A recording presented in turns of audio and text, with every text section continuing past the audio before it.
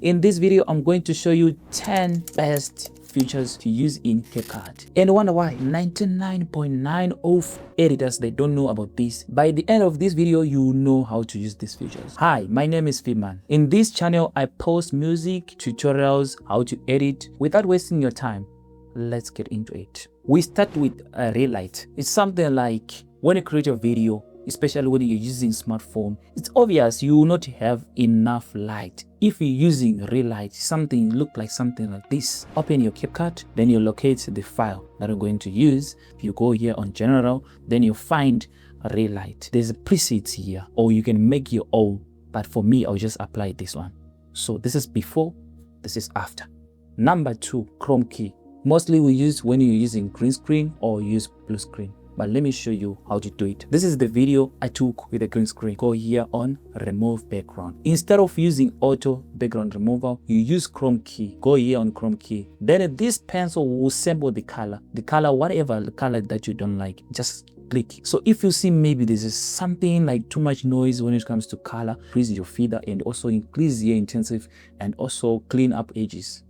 That's it. Number 3, it's a compound clip. So this feature is a game changer and it's lifesaver. You find a lot of people, they are struggling when it comes to edit on their layers. There's too many layers, let's say 30 layers. So these features will help you to make your project clean, and you don't have to work hard, but you need to work smart. Open your CapCut. Let's say I have 2 layers that I open right. Mark everything. Press right side on your mouse. Create compound clip. So when you create compound clip, it's going to be one file, but it will contain all 3 layers. Double press that compound you see here. It helps you to customize in your own way. Let's say you want to customize a text. You're able to customize your text alone. This is compound clip. Copy and paste attributes. It's a very useful feature, especially here in CapCut. Back in the days, I was used to use Premiere Pro. I thought maybe it's only on Premiere Pro, but I found out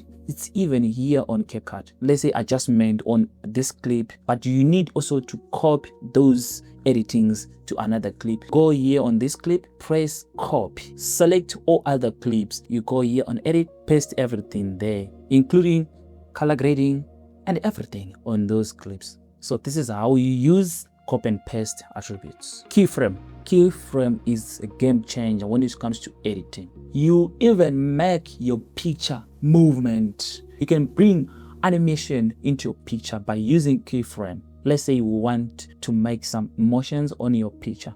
Let's open a CapCut. At the beginning of this picture, we'll add a keyframe on scale. Then we'll go to 5 seconds, you add adjustment. Let's say we just want to put like somewhere around 150%. You see, my picture has a movement, like you're zooming, something like that. This is how you use keyframe.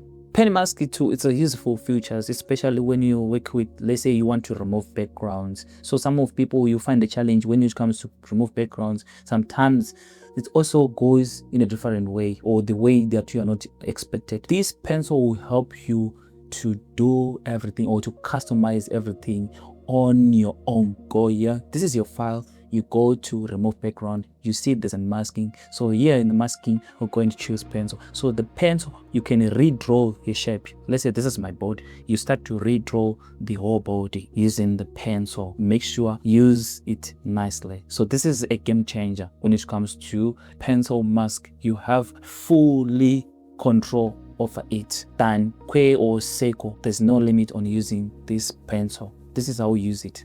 Text and highlight on customized font. This is a new game changer. This feature is still new. So how to use and what's the really important about this? Let's say add captions, but you want to make some changes on your captions. This is how you do it. So when you go here on highlight, you highlight the words that you want to customize. Go here and change the font, you change the color, you change the size. This is how you use text highlighting. Audio beats marker is a game changer. Why I'm saying this is nice. Have you ever seen, like, when you go on TikTok or even here on YouTube, you scroll down, you find some of videos mesh the sound. This feature will help you to do that. Just open your project, add your music, go and select this audio file, add your audio beats. We have these marks. You split where there's a mark, you see it's matching the sound. So this is how you use audio beats markup. The last one is exporting settings. That's where you'll find a lot of challenges. I found like you can even spend more time, more hours on editing, but if you don't know how to export, you still produce crap. You need to know the exporting settings so that you will not affect your work, or you not even disappoint yourself or even your client. Best settings when it comes to exporting, I'm going to show you here. I use camera that tag 1080 quality. I'm using Canon 200D, so it gives me 30 frames per second. So let's say you finish to edit your videos, like here in CapCut, you go to export and make sure you use H24 for codecs. Then here on bitrate, I use 15,000.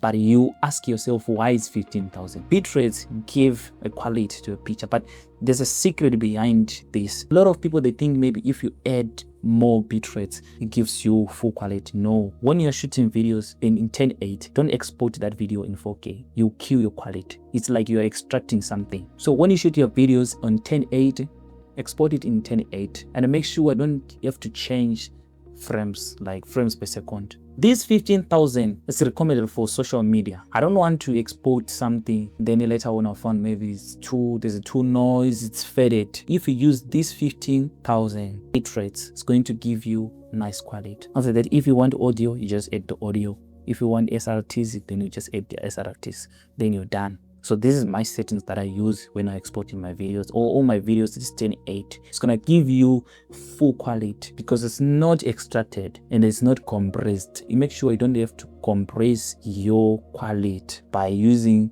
abnormal settings. You shoot video on 1080 and exporting on 4K. No, this is wrong. That's where most of people went wrong. That's it. Now you know these 10 features. So I'm expecting you for your next video, you improve something. What you expect from now, we're expecting you to do more. Thank you for watching this video. If you find this video helpful, don't forget to like, share with others, and also leave a comment where you're not understanding. And I'll be happy to help you. Sign out.